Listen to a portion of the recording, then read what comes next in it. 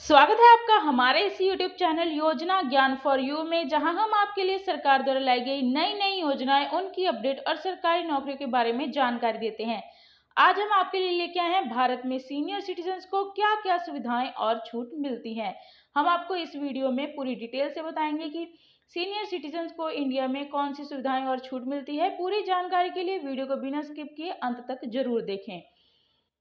अगर आप हमारे इस चैनल को पहली बार देख रहे हैं तो चैनल को प्लीज सब्सक्राइब करें, साथ में बेल आइकन की घंटी दबाएं ताकि आपको आने वाली वीडियोस की जानकारी तुरंत मिल सके। वीडियो पसंद आए तो लाइक करें, दोस्तों और रिश्तेदारों के साथ शेयर जरूर करें ताकि उनको भी ये जानकारी मिल सके। वर्तमान में दिल्ली की केजरीवाल सरकार 60 से 59 वर्ष तक के वृद्ध लोगों को हर माह 2,000 रुपए और 70 साल से अधिक के वृद्धों के लिए 2,500 रुपए हर महीने देती हैं। लेकिन इस स्कीम का लाभ लेने वाले व्यक्ति की सभी स्रोतों से आय 1 लाख प्रति वर्ष से कम होनी चाहिए। आइए इस वीडियो में जानते हैं कि भारत में विभिन्न योजनाओं के तहत सीनियर सिटीजन्स को क्या क्या सुविधाएं मिलती हैं।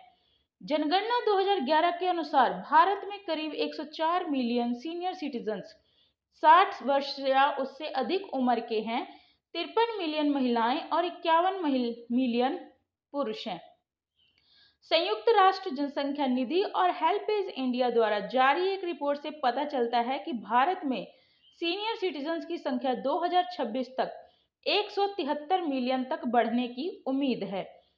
संयुक्त राष्ट्र जनसंख्या निधि की रिपोर्ट में यह भी बताया गया है कि 2000 से 2050 के बीच भारत की कुल जनसंख्या वृद्धि 56% रहेगी, जिसमें 60 वर्ष से अधिक के लोगों की आबादी 326% बढ़ेगी और 80 वर्ष से अधिक के वृद्धों की आबादी में 700% वृद्धि होगी। इस प्रकार 2050 तक भारत की कुल जनसंख्या में वृद्धों की आबादी 19% होगी। भारत में ज्यादातर सरकारी और प्राइवेट नौकरियों में रिटायरमेंट की उम्र 60 वर्ष फिक्स है। इसका मुख्य कारण है कि लोगों का शरीर कमजोर और याददाश्त कम होने लगती है। इस प्रकार सरकारी और सामाजिक तौर पर 60 वर्ष से अधिक लोगों को सीनियर सिटीजन मान लिया जाता है। इस वीडियो में हम उन सुविधाओं और रियायतों के बारे में बताने जा रहे हैं जो कि सरकार की ओर से सीनियर सिटीजन्स को दी जाती हैं। आइए जानते हैं। सबसे पहला है इनकम टैक्स में छूट। भारत में सीनियर सिटीजन्स को 2 श्रेणियों में बांटा गया है।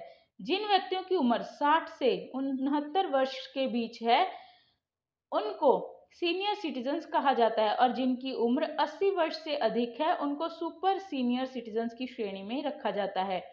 भारत में इन दोनों प्रकार के सीनियर सिटीजन्स को आयकर में छूट दी गई है। ज्ञातव्य है कि 60 से 79 वर्ष के बीच में सीनियर सिटीजन्स को 3 लाख रुपए प्रति वर्ष तक की आय पर इनकम टैक्स देने की जरूरत नहीं है। इसके अलावा सुपर सीनियर सिटीजन्स को 5 लाख प्रति वर्ष की इनकम पर इनकम टैक्स देने की जरूरत नहीं है। दूसरा है रेल और बस किराए में छूट। भारतीय रेलवे सीनियर सिटीजन्स यात्रियों को टिकट में रियायत देता है। छूट लेने के लिए पुरुष के लिए 60 साल की उम्र सीमा तय है। अगर कोई व्यक्ति 60 साल का है तो उसे सभी क्लास के टिकट पर 40% छूट मिलेगी। महिलाओं के लिए उम्र की सीमा 58 साल है और उन्हें सभी क्लास के टिकट पर 50% छूट मिलती है।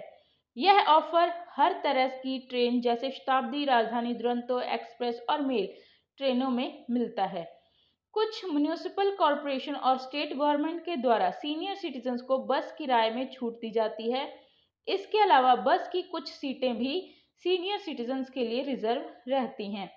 ध्यान रहे कि जब भी कोई बुजुर्ग व्यक्ति टिकट खरीदे तो उसे अपनी उम्र का प्रमाण पत्र दिखाना जरूरी होता है।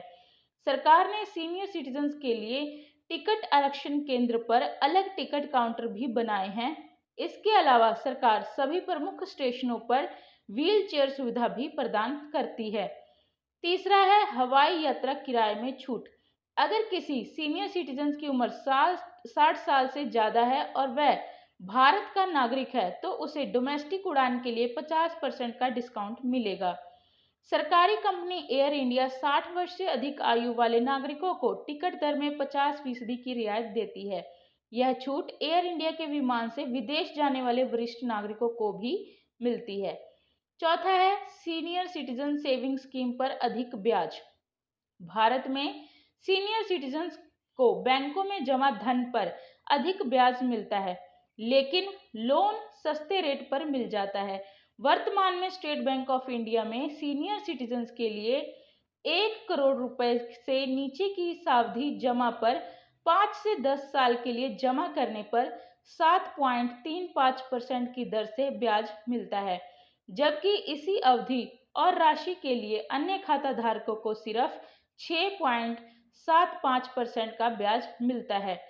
एफडी में निवेश करने के लिए आवश्यक न्यूनतम राशि एक बैंक से दूसरे बैंक में भिन्न होती है। इसके अलावा सरकार की तरफ से इस तरह की विभिन्न स्कीम के रिटर्न पर टैक्स भी नहीं लगाया जाता है। पांचवा है वृद्धावस्था पेंशन। देश और प्रदेश की सरकारें वृद्ध लोगों को बुढ़ापे में भी स्वाभिमान से जीने के लिए वृद्धावस्था पेंशन देती हैं। वर्तमान में दिल्ली की केजरीवाल सरकार 60 से 69 वर्ष तक के वृद्ध लोगों को हर माह 2,000 रुपये और 70 साल से अधिक के वृद्धों के लिए 2,500 रुपये हर महीने देती हैं। लेकिन इस स्कीम का लाभ लेने वाले व्यक्ति की सभी स्रोतों से आय 1 लाख प्रति वर्ष से कम होनी चाहिए। उत्तर प्रदेश में 60 के ऊपर के सभी वृद्धों को 500 रुपये हर महीने पेंशन मिलती है। यह योजना राशि जनवरी 2020 से बढ़ाई गई है। इस योजना का लक्ष्य 50 लाख से अधिक लोगों को पेंशन प्रदान करना है। छठा है स्वास्थ्य बीमा प्रीमियम भुगतान में छूट। जैसे जैसे व्यक्ति की उम्र बढ़ती जाती है, उनको बीमारियां घेरने लगती हैं, इसलिए लोगों के इलाज में आने वाले खर्च और स्वास्थ्य बीमा के लिए दिया गया प्रीमियम भी आयकर से छूट पाता है। भारतीय आयकर अधिनियम 1961 की धारा 80D के तहत वरिष्ठ नागरिकों को स्वास्थ्य बीमा प्रीमियम भुगतान में 50,000 रुपये तक की छूट मिलती है। इसके अलावा आयकर में यह छूट उन करदाताओं को भी मिलेगी जो कि अपने माता पिता की ओर से प्रीमियम का भुगतान कर रहे हैं। सातवां है मेडिकल बिल में छूट।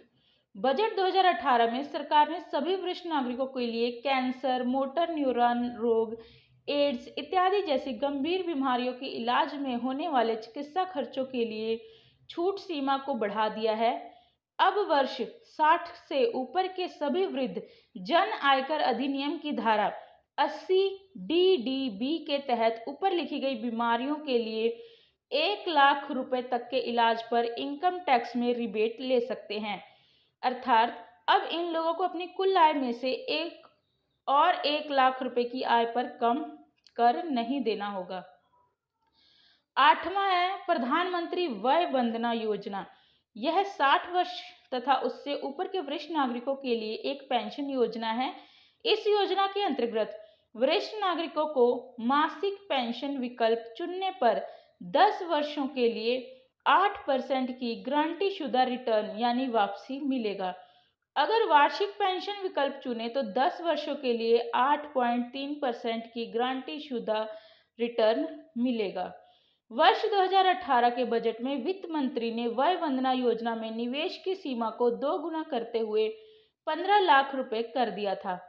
निवेश सीमा बढ़ने से वरिष्ठ नागरिकों को प्रति माह 10,000 रुपये तक पेंशन मिल सकेगी। इस प्रकार ऊपर बताई गई योजनाओं और रियायतों से यह स्पष्ट हो जाता है कि सरकार सीनियर सिटीजन्स को विभिन्न तरह की सुविधाओं के माध्यम से राहत उपलब्ध कराती है ताकि ये लोग अपने आप को समाज की मुख्य धारा से जुड़ा हुआ समझते रहें और समाज में आत्मसम्मान सहित जिएं। आशा करते हैं कि जानकारी फायदेमंद होगी और ऐसी जानकारियों के लिए चैनल को सब्सक्राइब करना बिल्कुल ना भूलें। लाइक करें वीडियो को, दोस्तों रिश्तेदारों के साथ शेयर करें ताकि उनको भी ये फायदा मिल सके। धन्यवाद।